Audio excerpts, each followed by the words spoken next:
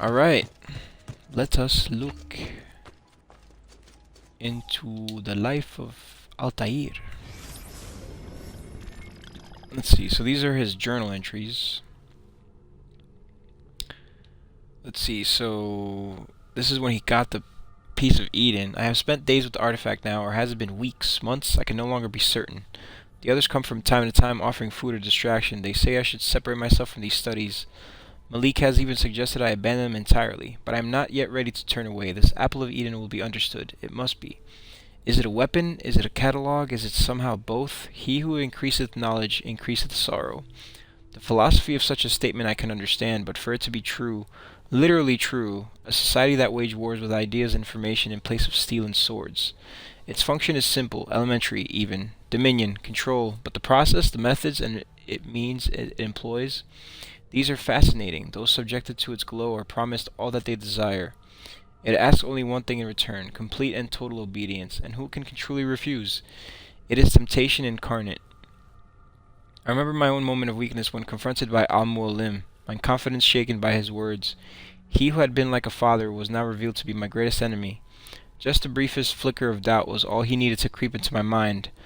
But I vanquished his phantoms, restored my self-confidence, and sent him from this world. I freed myself. But now I wonder, did I really? For here I sit, desperate to understand that which I swore to destroy. This is why the apple has a tale to tell. I sense the flickers of something great and dangerous. We are all at risk. It is my duty to do something about it. I cannot turn away until I found the truth. He stabbed some guys, stabbed some women with his penis. What? The fuck? Oh, what? Ooh, this is an image. Oh, shit. What the fuck? Interesting. Templars versus the Assassins. Huh.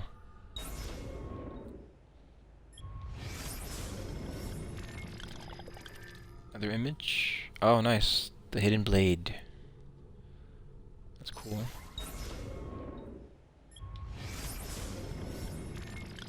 Let's see. What follows are the three great ironies of the Assassin Order. Here we seek to promote peace, but murder is our means. Here we seek to open the minds of men, but require obedience to a master instead of rules. Here we seek to reveal the danger of blind faith, yet we are practitioners ourselves. I have no satisfactory answer to these charges, only possibilities. Do we bend the rules in service to a greater good? And if we do, what does it say of us? That we are liars? That we are frauds? That we are weak? Every moment is spent wrestling with these contradictions, and in spite of all the years I've had to reflect, still I can find no suitable answer, and I fear that one may not exist. Nothing is true, everything is permitted. Does our creed provide the answer, then? That one may be two things, opposite in every way, simultaneously, and why not? Am I not proof? We have noble intentions, possessed of barbaric means. We who celebrate the sanctity of life, and then promptly take it from those we deem our enemies. Damn, bro. You can't have a war if the other guys are dead. That's true. Who were the ones that came before? What brought them here? How long ago? Centuries? Millennia? Longer still? So little remains of them. What drove them out? What of these artifacts? Messages in a bottle. Tools left behind to aid and guide us? Or do we fight for control over their refuse given divine purpose and meaning to little more than discarded toys? Damn, man. Robert de Sable may be dead, but his brotherhood survives. Though less conspicuous in appearance, I fear they remain a threat. Where once they proudly walked the streets, making for easier targets, now they retreat into the shadows. It grows difficult to track them. What wicked things will they weave in the darkness? Our work will be all the more complicated for it. Already there are rumors of a movement on Cyprus. I will have to investigate. It's made me realize that our tactics, too, must change. It means an end to our fortresses, to our penchant for spectacular displays of public assassinations. We must weave our webs quietly, and we must do so differently than we have in the past. Though I ask my brothers now to abandon their rituals, I do not ask that they abandon the creed. This is what makes us assassins, not the removal of a finger, not a false promise of paradise, not the prohibition of poison. Our duty is to the people, not to custom. If we must sneak, we shall sneak. If we must use poison, we shall use poison.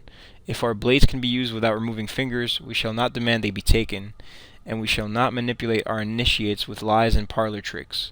We shall speak plainly and honestly. We shall be made anew. And this is why he was considered the best assassin and the creator of the Brotherhood. What happens if you put the apple on top of the spear, Hermes? S can start with a fucking tear. That'd be interesting. I had thought Ada would be the one to lead me to rest, that I might lay down my blade and live as a normal man. But now I know such dreams are best left to sleep. Her face, I try to banish it from my mind as I remember the days and nights during which I chased her Templar captors across the sea. I almost got to them in time, almost. If I had only been faster. Instead, I held her lifeless body in my arms, saw their terror reflected in her fixed, unblinking eyes. I hunted each man one by one until all responsible were gone from the world. But there was no joy in this, no satisfaction or release. Their deaths did not bring her back, did not heal my wounds. After that, I was certain I would never again feel for a woman as I had for her. I am fortunate to have been wrong.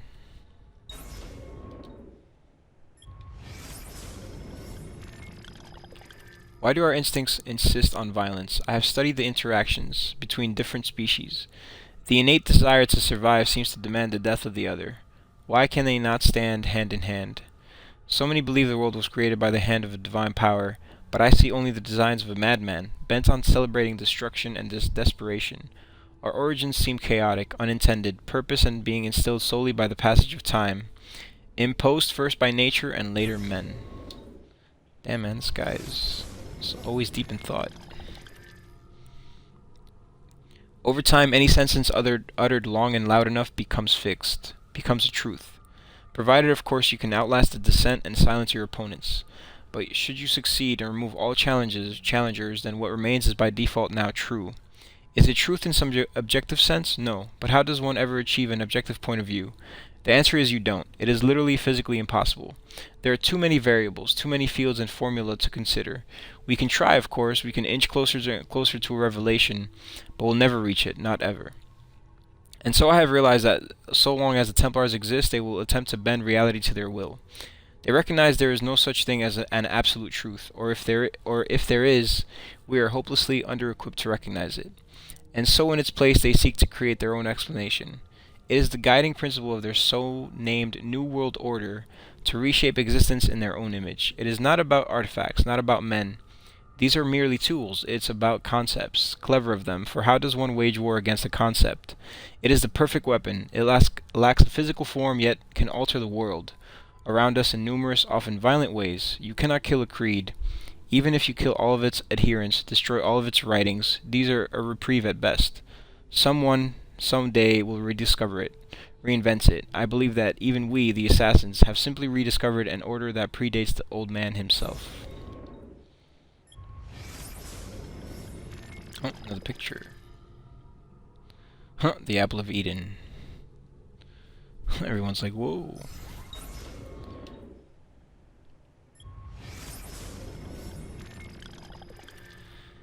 Attis, Dionysius, Horus, Krishna, Mithra, Jesus. Similar stories color their lives. Too similar, I think. Divine birthright, persecution, disciples, miraculous acts, resurrection. How is it possible?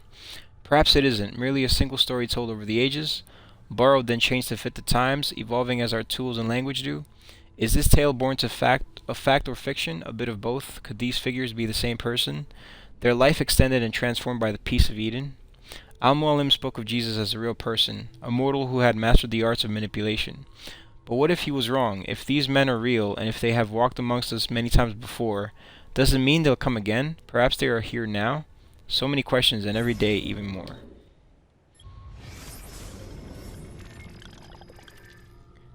What the fuck is this? Oh shit. It's the universe. Oh. The sun in the middle? Wow.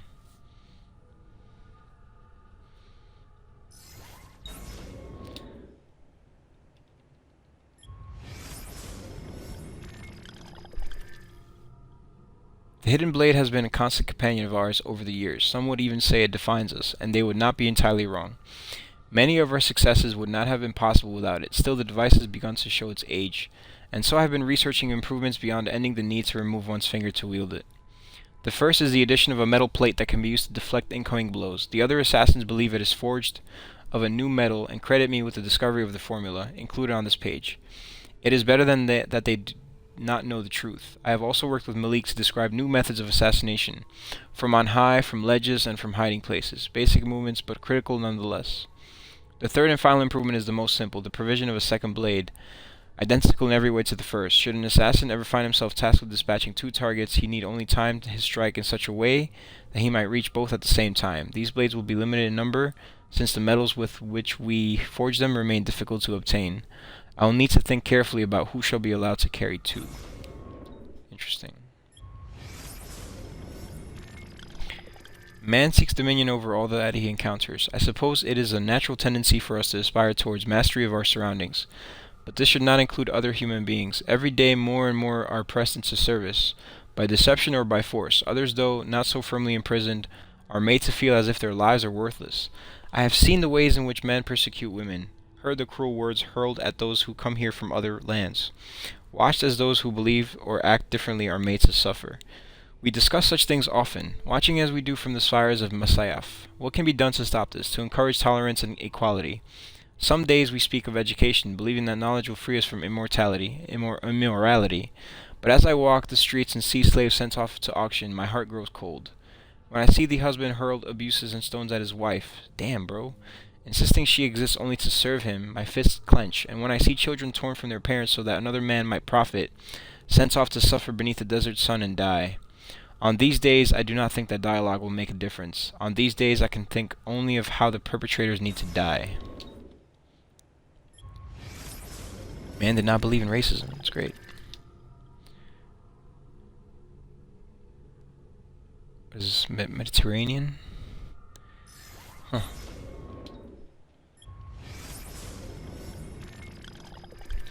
The apple is more than a catalogue of that which precedes us. Within its twisting, sparking innards, I've caught glimpses of what will be. Such a thing should not be possible.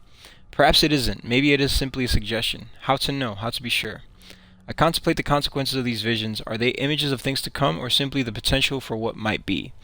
Can we influence the outcome? Dare we try? And in so doing, do we merely ensure that which we've seen? I am torn, as always, between action and inaction, unclear as to which, if either, will make a difference. Am I even meant to make a difference? Still, I keep this journal. Is that not an attempt to change, or perhaps guarantee what I have seen?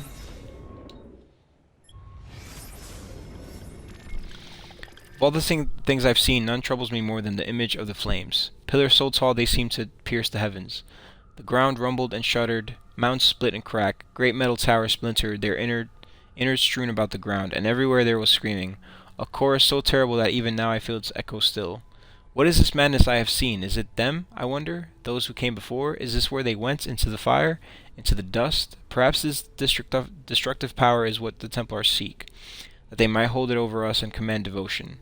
What hope would we have then if they held such a darkness in their hands, that they could murder the world? Let's see. We are obligated to hide, to be silent, to shape the course of history in secret. But some of my brothers and sisters disagree. They grow angry, insisting it is a mistake to shroud ourselves. They say it slows our work, but they do not understand the risks. To expose ourselves now would be too dangerous.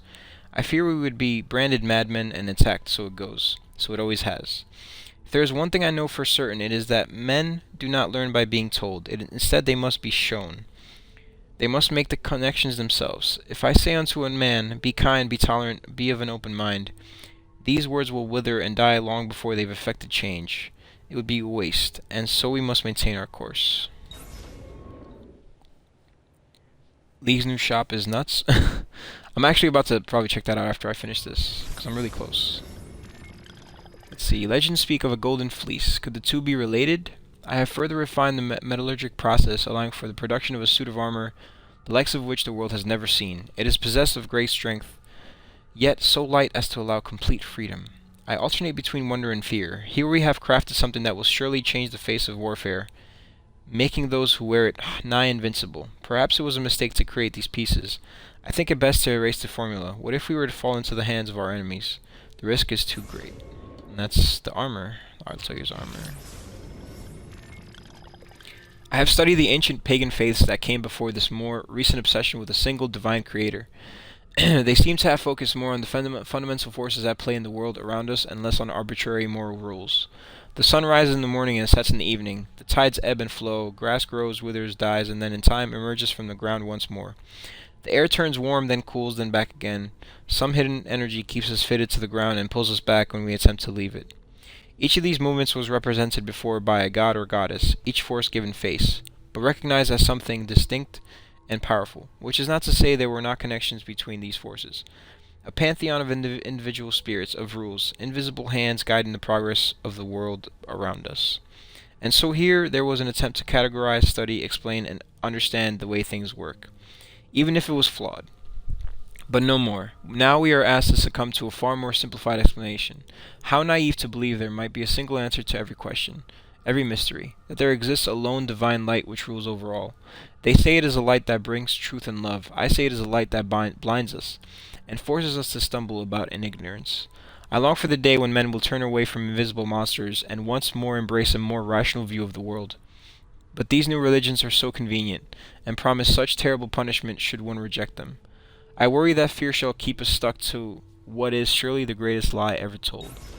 Damn, bruh. He just attacked religion. It's nuts. One may cultivate extracts... What is this? Oh, this is poison. One may cultivate extracts from various plants found throughout the region. More exotic species can sometimes be obtained from traders and travelers, but their properties are less documented and require further examination. Traditional alchemical implements can be used to distill the poison.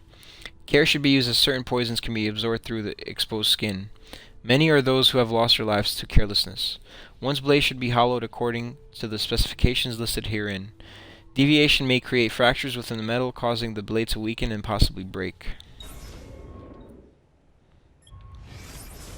So this is the armor.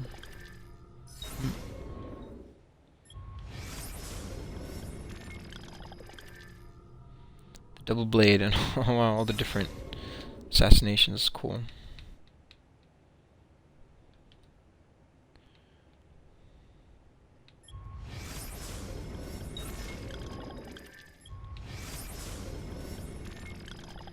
Let's see. It's the map of the world, with all the pieces of Eden.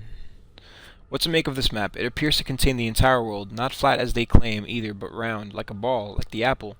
But how is such a thing even possible? Stranger still are the lands it shows, great patches of the unknown, the unexplored, so many places yet to be discovered. Are there men there? Are they like us? And if not, different how? I should like to know the answers. Perhaps in time I'll have the chance to travel, to chart a course and make my way to these distant lands.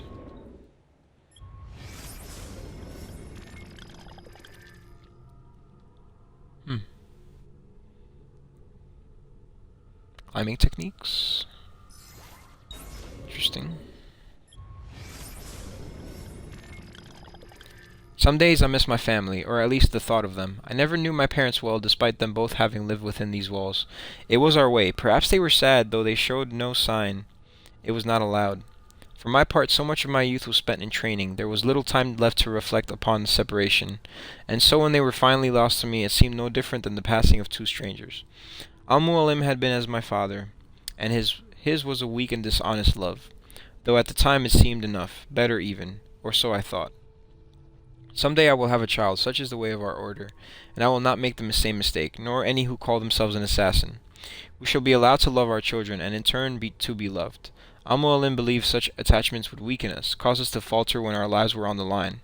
But if we truly fight for what is just, does love not make such sacrifice simpler, knowing that we do so for their gain?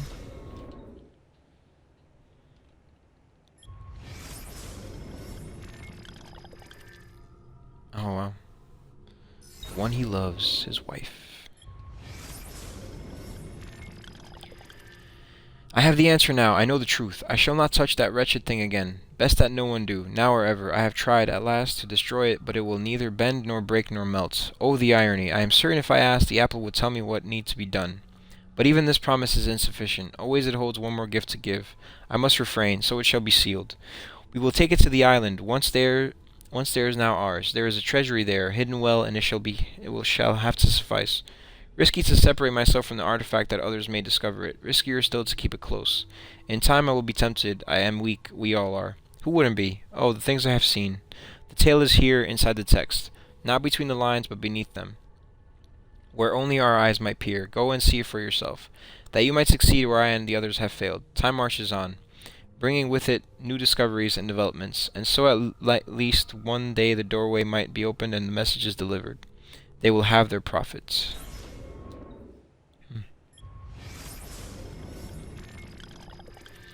We are growing larger. More make their way to our fortresses every day, men and women, young and old, from different lands of different paths, faiths. Each tells a similar story of having discovered the first part of our creed, that nothing is true. Too often, though, the revelation undoes them. They lose their morality, certainty, security. Many are driven mad. We must guide them, help them to heal. Their minds must not be filled with more fairy tales, but with knowledge instead. Let them have answers, and let those answers be difficult and complex, such as life.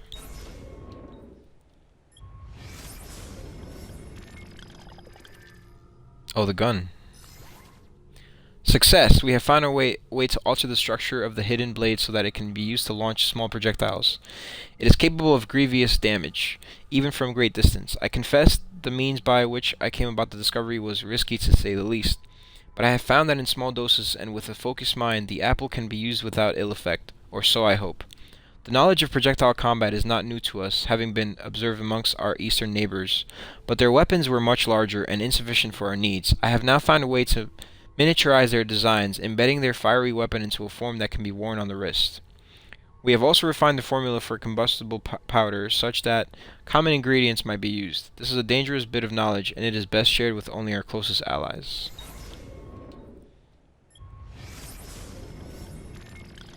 A dark tide rises to the east, an army of such size and power that all the land is made quick with worry. Their leader is a man named Temujin, who has adopted the title Genghis Khan.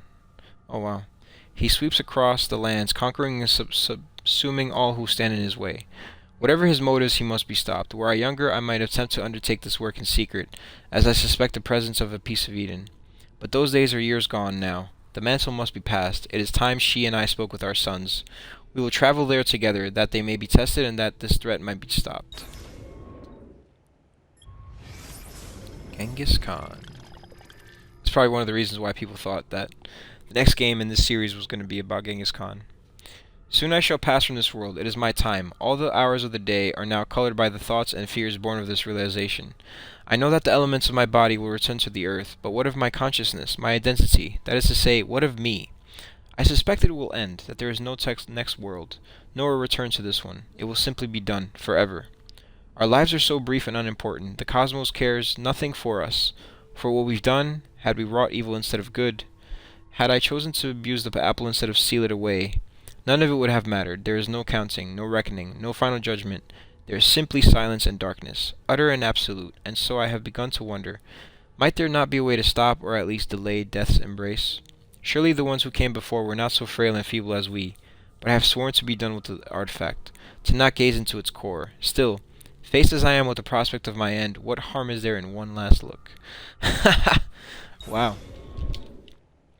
What a way to end the frickin' entries.